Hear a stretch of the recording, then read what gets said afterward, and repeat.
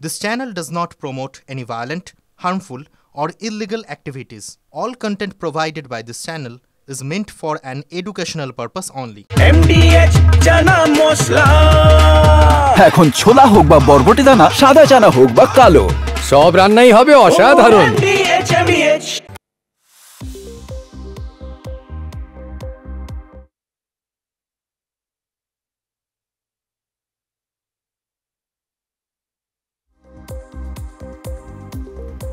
সাময়িক বিরতির পর তৃণমূলে ফের বেলাইন করলেন মহুয়ার নাম টেনে এবার দলেরই অন্য মহিলা সাংসদদের তো শ্রীরামপুরের তৃণমূল সাংসদের দিদি আর অভিষেকের কাছে ফিল্টার হয়ে অনেক কথা যায়, সব কথা যায় না। সংসদে আমাকে হুমকি দেওয়া হলে দলের মহিলা সাংসদরা চুপ করে বসে থাকেন, বিস্ফোরক দাবি কল্যাণ বন্দ্যোপাধ্যায়। ডান্ডা দিয়ে মালাই চাকি ভাঙার দাবায় প্রাক্তন জেলা সভাপতি বিজেপি জেলা সভাপতি। তৃণমূল কোনো কর্মীর গায়ে হাত দিলে মালাই চাকি ভেঙে দিন, কেসের টাকা তিনিই দেবেন। বনগাঁয় বিজেপি সাংগঠনিক বৈঠকে শান্তনু ঠাকুরের সামনে নিদান প্রাক্তন বিজেপি জেলা সভাপতি দেবদাস মণ্ডলের। নজরে 26-এর নির্বাচন, দিল্লি গেলেন বিজেপি রাজ্য সভাপতি শ্রমিক ভট্টাচার্য। দলের শীর্ষ নেতৃত্বের সঙ্গে গুরুত্বপূর্ণ বৈঠক। সূত্রে খবর, আতশ কাঁচের নিচে আছে 10-12টি সাংগঠনিক জেলার সভাপতির ভূমিকা। ভোটের আগে কি সভাপতিদের বদল করা হবে, তুঙ্গে জল্পনা। কৃষি সমবায় সমিতির ভোটকে কেন্দ্র করে রণক্ষেত্র দক্ষিণ দিনাজপুরের বংশীহারি। বিজেপির এজেন্ট ও প্রার্থীদের ভোট গ্রহণ কেন্দ্রে ঢুকতে বাধা দেওয়ার অভিযোগ তৃণমূলের বিরুদ্ধে। জাতীয় সড়ক অবরোধ করে বিক্ষোভ বিজেপির, তৃণমূল কর্মীদের সঙ্গে হাতাহাতি, আহত বেশ কয়েকজন বিজেপি কর্মী সমর্থক।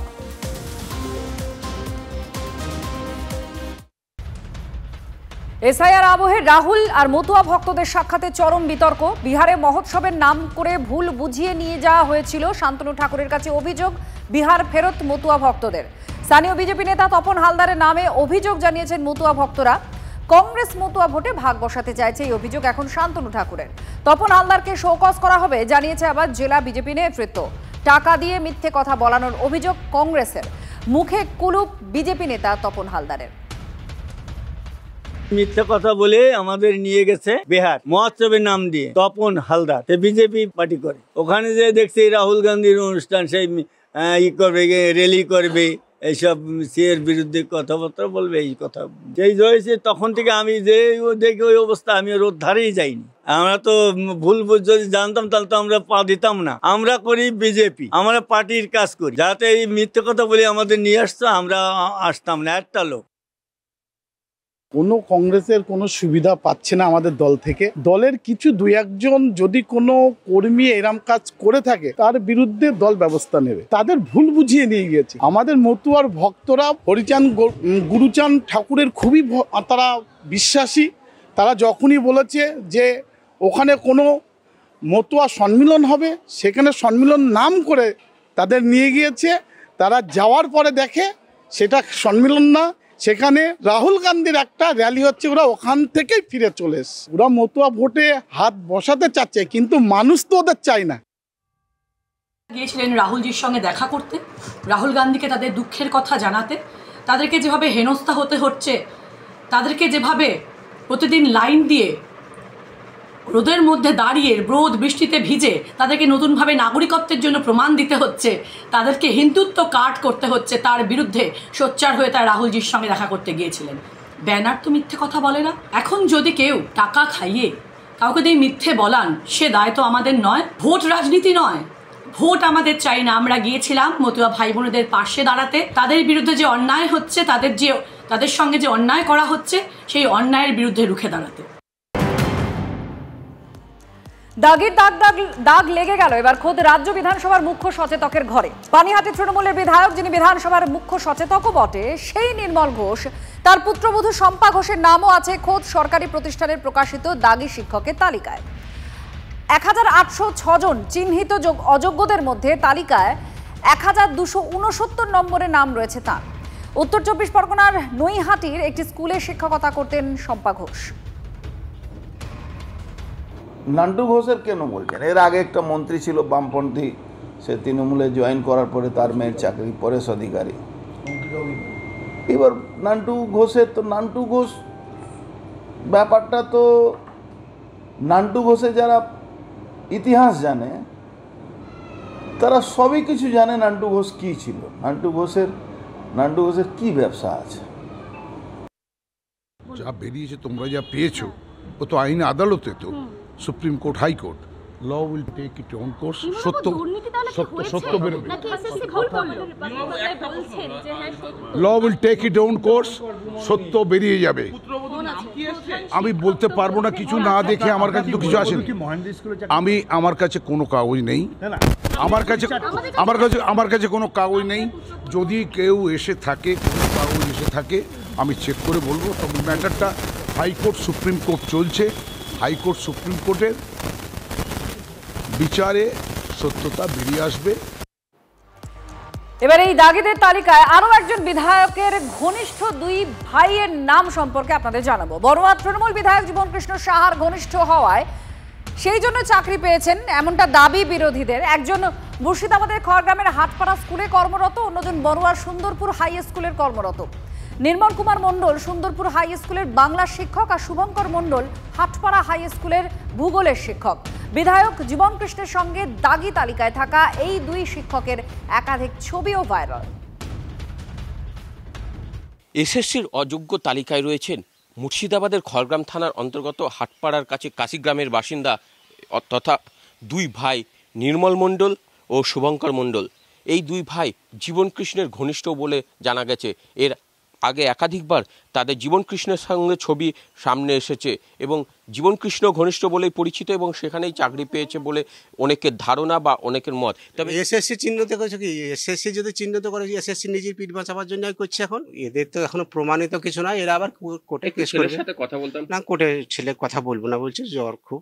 তবে অযোগ্য তালিকায় যাদের নাম সামনে এসেছে এদের জন্য কি কোথাও বঞ্চিত হচ্ছে যারা যোগ্য শিক্ষক? মুর্শিদাবাদ থেকে ক্যামেরায় সিদ্ধার্থর সাথে কৌশিক, TV9 বাংলা। এবার তৃণমূল কংগ্রেসের জেলা পরিষদের শিক্ষা কর্মাধ্যক্ষের সম্পর্কে আপনাদের জানাবো। 2013 থেকে 2018 সাল পর্যন্ত হুগলি জেলা পরিষদের শিক্ষা কর্মাধ্যক্ষ ছিলেন সাহিনা সুলতানা। শিক্ষা কর্মাধ্যক্ষ থাকাকালীনই শিক্ষিকা হিসেবে কাজে যোগ দেন খানাকুলের রাজহাটি হাই স্কুলে। সেই সাহিনার নাম এবার খোদ এসএসসির দাগির তালিকায়। সাহিনার দাদা নইমুল হক খানাকুলের দাপুটে তৃণমূল কংগ্রেসের নেতা, আর এই নইমুলেরই স্ত্রী তথা সাহিনা সুলতানার বৌদি নমিতা আদক, তারও নাম আছে এসএসসির দাগি শিক্ষকের তালিকায়।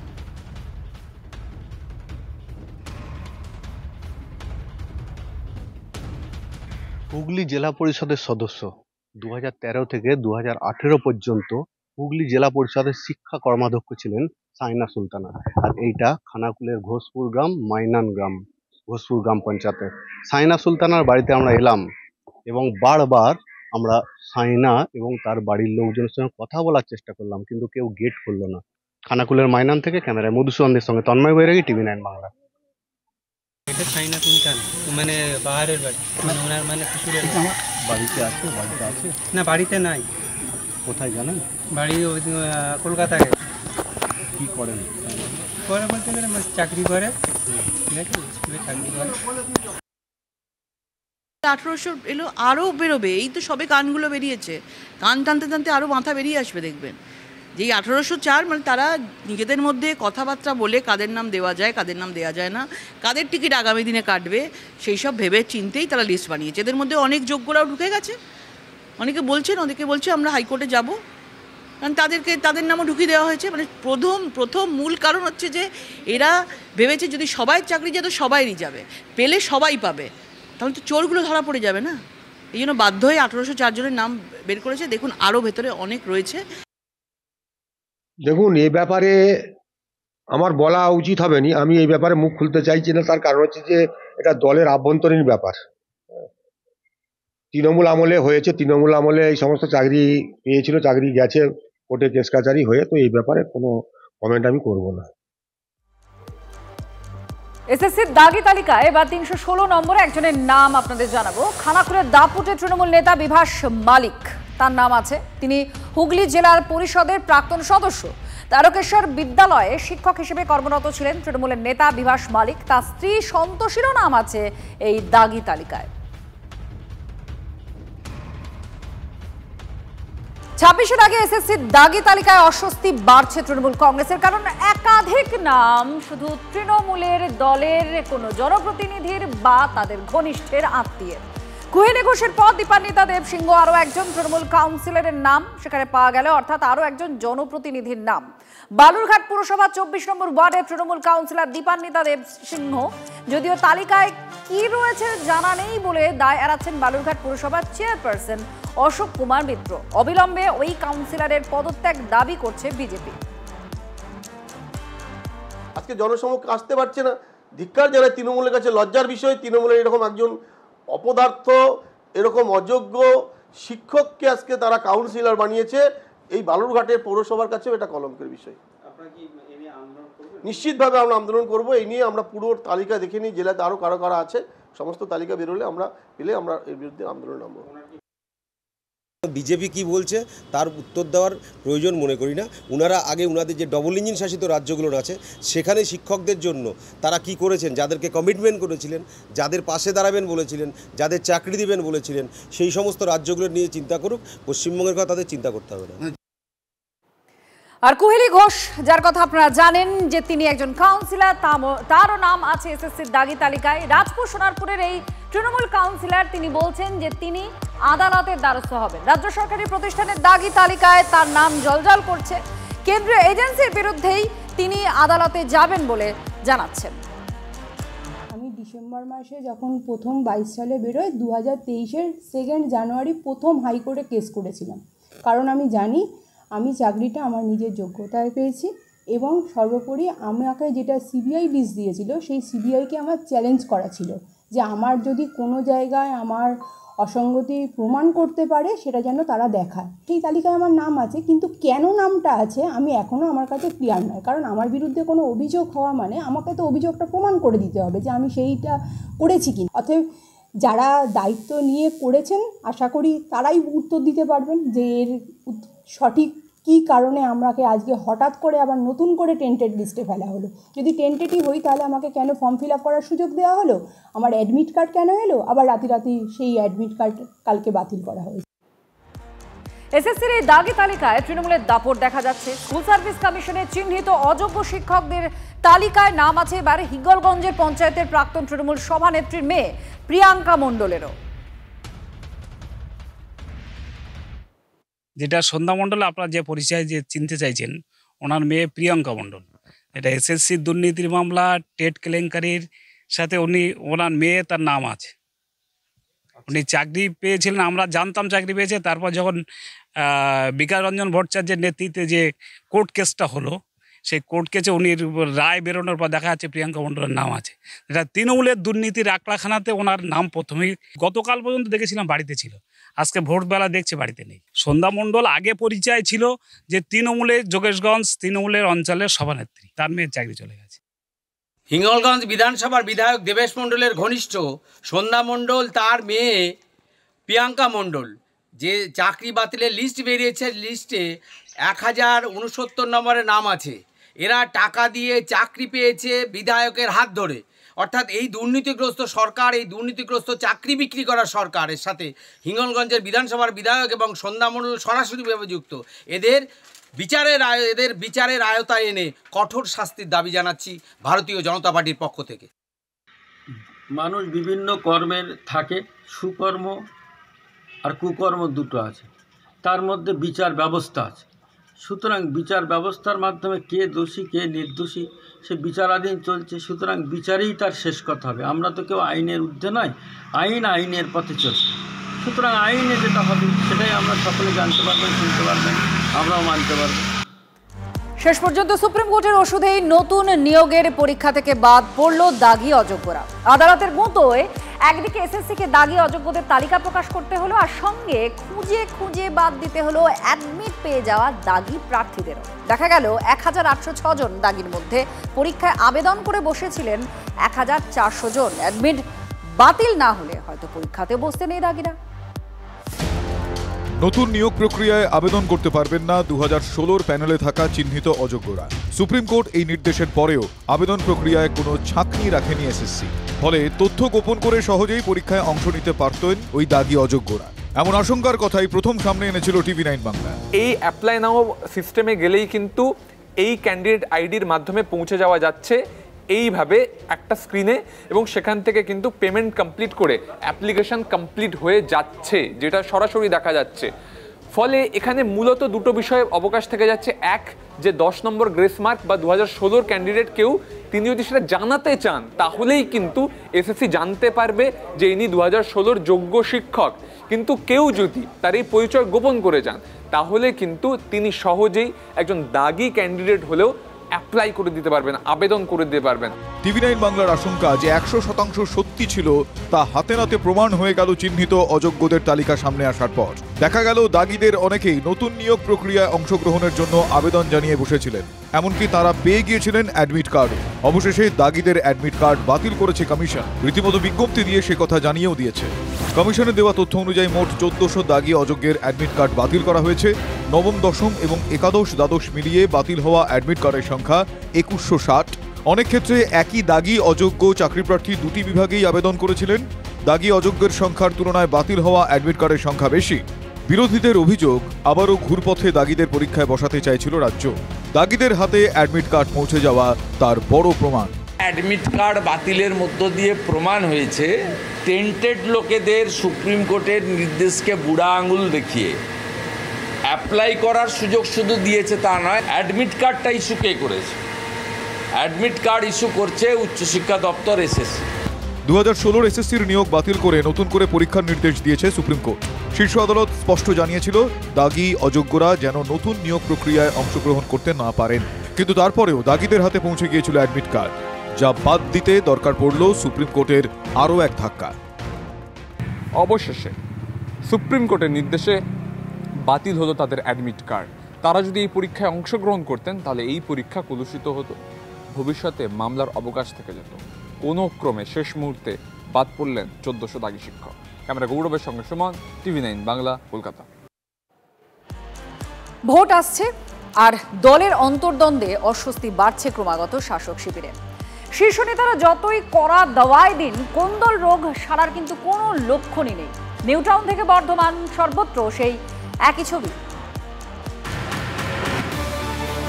বছর ঘুরলেই ভোট, সামনে বিজেপির কড়া চ্যালেঞ্জ। সব বিবাদ মিটিয়ে দলকে একসুতোয় গাঁথতে বারবার বার্তা দিচ্ছেন তৃণমূলের শীর্ষ নেতারা। কিন্তু দলের অন্তর্দ্বন্দ্ব ঢাকা পড়ছে কই? শহরতলি থেকে জেলা বারবার মাথাচাড়া দিচ্ছে তৃণমূলের কোন্দল। নিউটাউনের লস্করহাটিতে শাসক শিবিরে দ্বন্দ্ব। সব্যসাচী দত্ত ঘনিষ্ঠ তৃণমূল নেতা ইজাজুল লস্কর আয়োজিত রক্তদান শিবিরে রক্তারক্তি।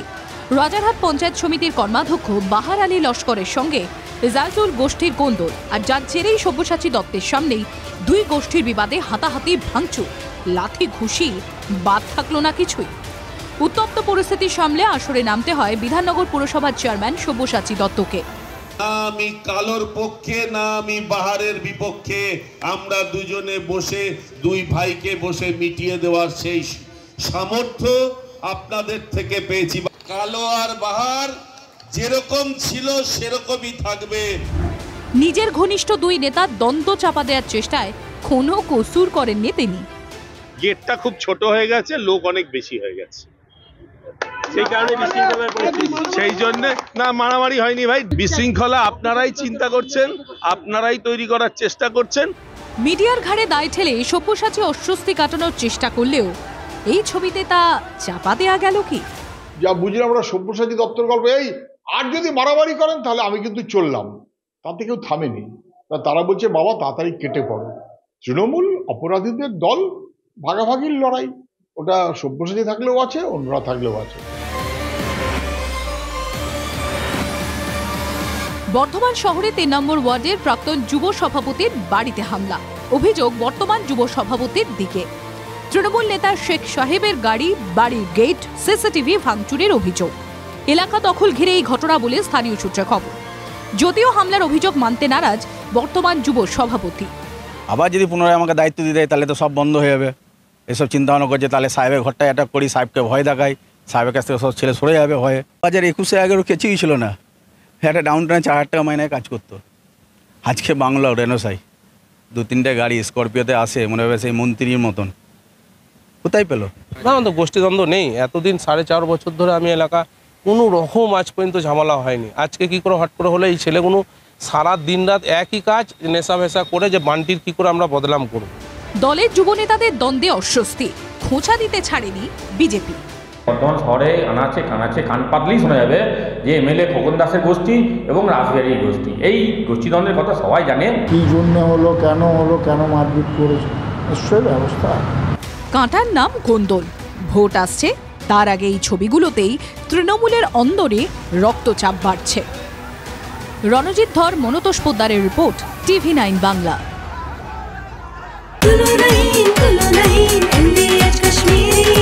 আরে কম দে কিন্তু খাঁটি দে, MDH কাশ্মীরি লাল লঙ্কার গুঁড়ো।